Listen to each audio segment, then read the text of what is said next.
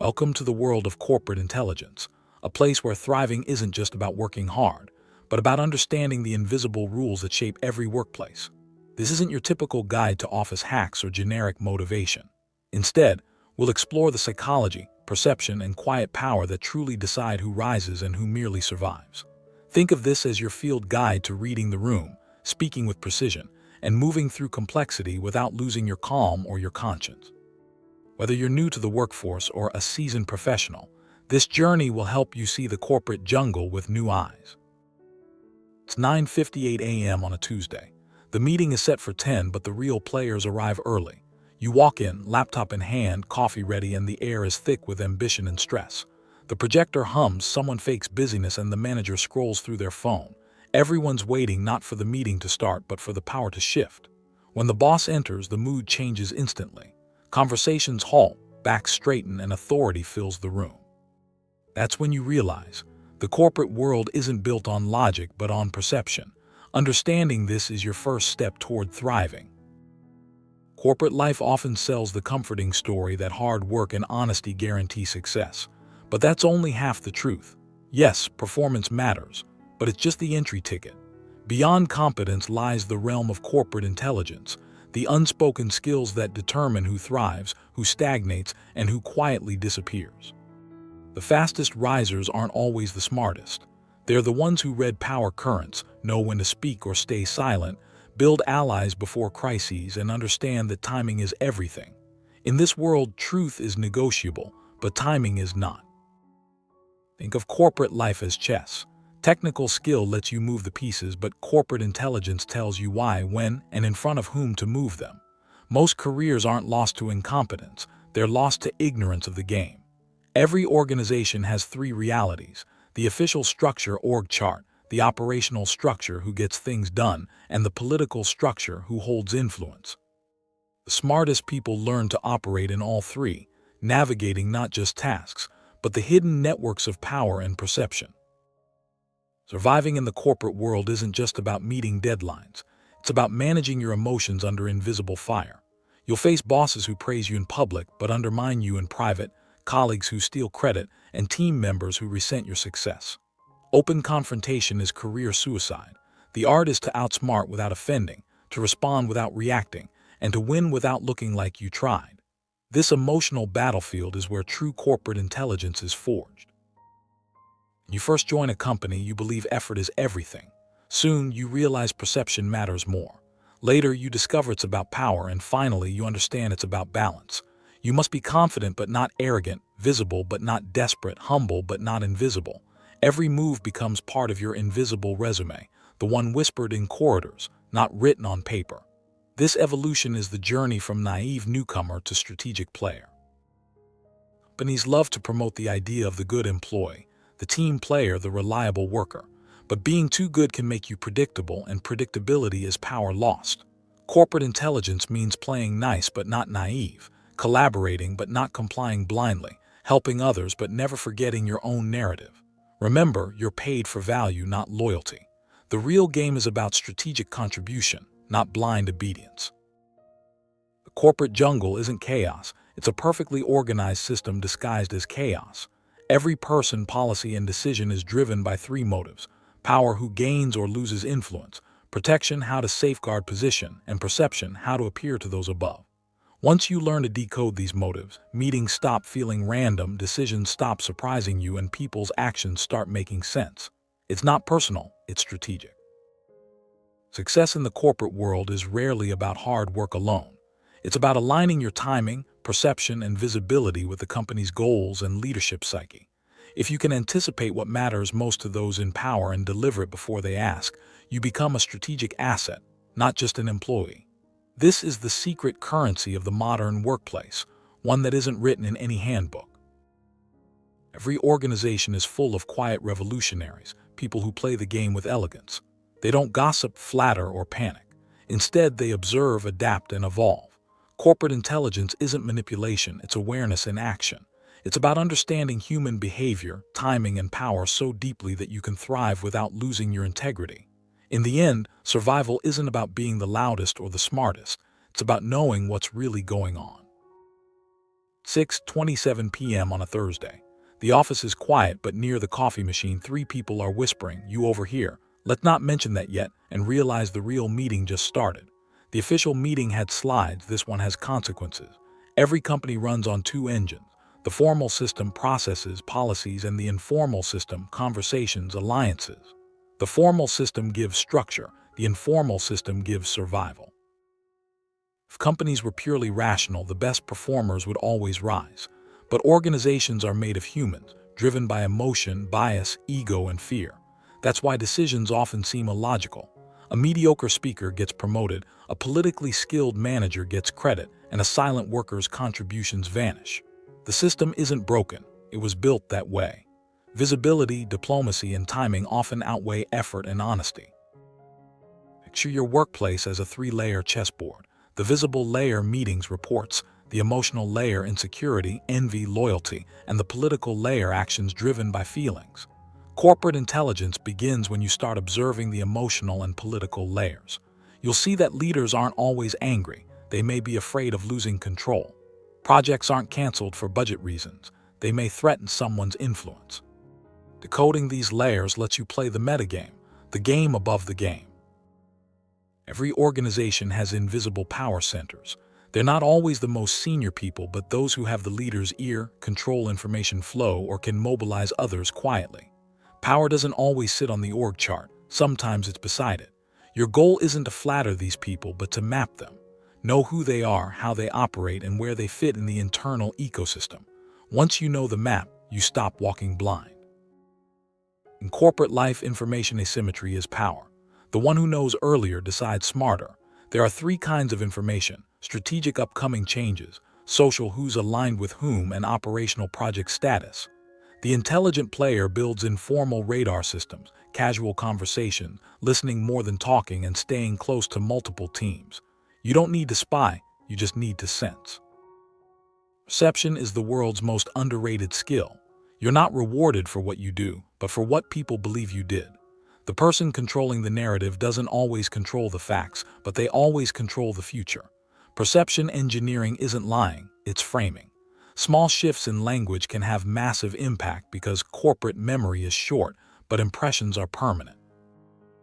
In corporate ecosystems, solo brilliance rarely sustains. Alliances are your safety net, but the key is selective alignment.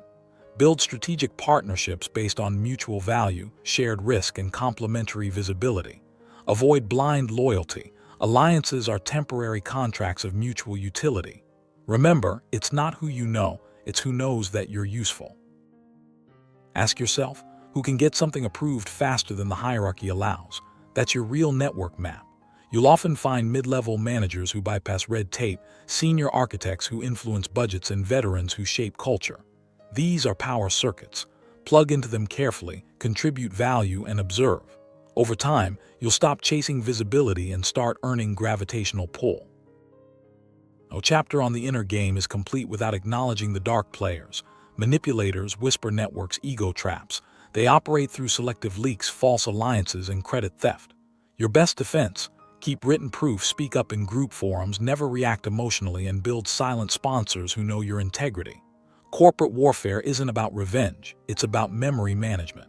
People forget noise, they remember consistency. Every organization has an inner circle, an invisible council shaping decisions before official meetings. They get early drafts, their suggestions become leadership ideas, and their feedback shapes narratives. To approach this layer, earn microtrust, demonstrate pattern thinking, and avoid appearing needy. You don't ask to join the inner circle, you're absorbed because your mind adds value in silence. The corporate game thrives on universal truths. People fear irrelevance more than failure. Leaders crave loyalty but reward strategy, and everyone wants to look competent, even when unsure. When you internalize this psychology, you stop being naive and start predicting behavior. The smartest people aren't the loudest. They're the most emotionally observant, feeling what's unsaid as much as what's said. The ultimate form of power in corporates isn't control. It's influence without the appearance of control. You win when others quote your ideas as their own, your presence stabilizes chaos, and you're sought after for clarity, not authority. This silent power is earned through observation, restraint, and timing. In the corporate jungle, the loud survive, but the aware rule. You step into the elevator with your director. 30 seconds of silence stretch between floors. Do you speak, smile, or stay quiet? Whatever you choose, it says something. That's the paradox of the corporate psyche. Every silence, glance, and pause carries meaning. Your psychological awareness defines how your performance is perceived, not just what you achieve. Corporate life is a marathon, not a sprint. Many start strong, but few last long. The reason isn't just burnout, it's emotional exhaustion from constant vigilance, watching what to say, when, and to whom. The smartest survive by developing emotional armor, self-awareness, detachment, and adaptability. They feel everything but react to almost nothing. Ego is the most expensive luxury in corporate life. It blinds judgment, isolates allies, and turns smart people into reactionaries. The ecosystem punishes visible ego faster than visible mistakes. The key is ego discipline, knowing when to defend your pride and when to let perception win temporarily. Choose your battles like investments, only where return is certain. Mentally strong professionals care selectively. Tactical empathy means understanding others' emotions without absorbing them. You read anger as insecurity, aggression as fear, and disrespect as projection. Detachment isn't coldness, it's control. It's the art of remaining centered while the environment tries to pull you into chaos. Every professional faces the triad of stress: ambiguity, unclear expectations; inconsistency, changing priorities; and invisibility, lack of recognition. Most crumble because they personalize these. The resilient treat them as patterns, not failures. Adapt to ambiguity by focusing on clarity within your influence. Handle inconsistency by anchoring to process, and manage invisibility by building your narrative quietly. Corporate ecosystems often hide manipulation behind civility. You'll encounter the compliment trap, the guilt game, delay tactics, and false allies. Recognizing these early is crucial. Don't confront, document, and distance. The power lies not in revenge, but in understanding patterns faster than others. Emotional reactivity is career kryptonite. Every reaction gives away your triggers and boundaries. Control doesn't mean suppressing emotion, it means managing its visibility. When provoked, ask, is this about them or about me? If it's about them, use silence. If it's about you, use reflection. This is the power of controlled response. Just as financial capital builds wealth, emotional capital builds stability. It's made of trust, respect, and safety. Leaders with high emotional capital don't need authority to influence. Their calm becomes contagious, and their presence regulates chaos. Emotional capital is your invisible asset in every room. Toxic environments often disguise themselves as high-performance cultures. Endless urgency, emotional manipulation, and glorified burnout are red flags. You can't fix toxic systems, only manage your exposure. Detach emotionally, deliver strategically, and document everything. If toxicity becomes systemic, leave silently and elegantly. Your loyalty is to your principles, not dysfunction. Every emotion you fail to understand becomes a weapon against you. Every strength you overuse becomes a weakness. Corporate intelligence begins inside. Recognize your emotional patterns, know which battles drain you, and predict your reactions before others do. Awareness converts instinct into strategy. The most common burnout isn't from workload, it's from pretending too long. Pretending to agree, to like, to care. To stay sane, build a safe space outside work, keep professional detachment even from praise, and treat corporate success as a project, not identity. You are not your job title. You are the intelligence behind it. In corporates, the stronger you become, the more subtle your strength must appear. Loud strength threatens hierarchy. Calm strength stabilizes it. True survival is invisible dominance, the ability to walk through storms without leaving emotional footprints. This is the art of being strong without being threatening. Corporate life tests not your skills, but your spirit. Every day is a negotiation between ambition and peace. Survival isn't about suppressing emotion, it's about channeling it with precision. In the end, the winners aren't those who fought hardest, but those who mastered themselves in silence. Be the warrior in a suit, calm, strategic, and quietly powerful. The most important parts of corporate meetings often happen before they officially start, and sometimes after everyone leaves.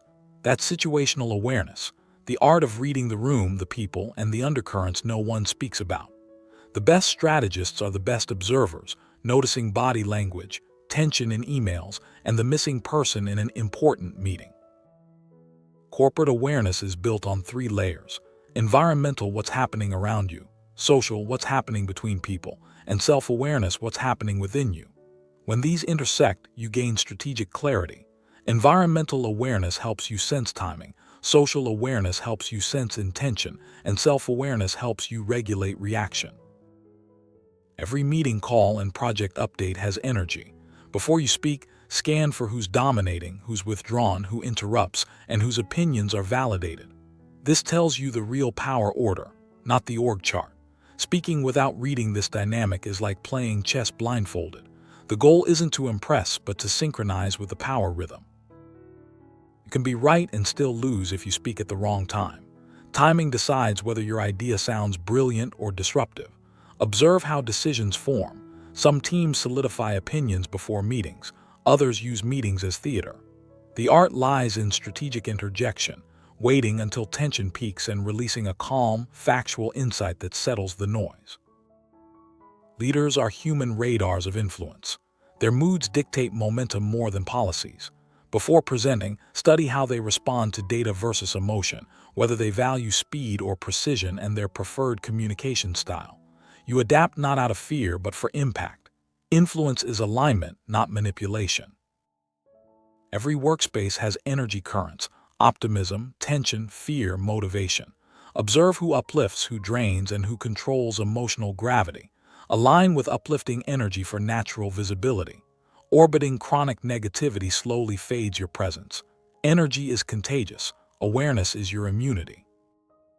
Silence in corporates is never empty. It's either strategy, resistance, or observation. Learn to decode it. Silence after your idea means evaluation. After someone else's idea, it means disagreement or exhaustion. Silence from leadership signals a need to watch reactions. Mastering silence turns pauses into power. Every project has 2 goals: the official objective and the personal agenda. Watch how priorities shift when visibility increases. If urgency depends on who's watching, the agenda isn't the project, it's perception. Don't expose it, adapt around it, and redirect it toward outcomes that serve your interest. People's faces reveal what their words conceal. A flash of irritation, a quick glance, a subtle sigh all reveal the truth faster than slides. Watch eyes during critical discussions. They betray hierarchy.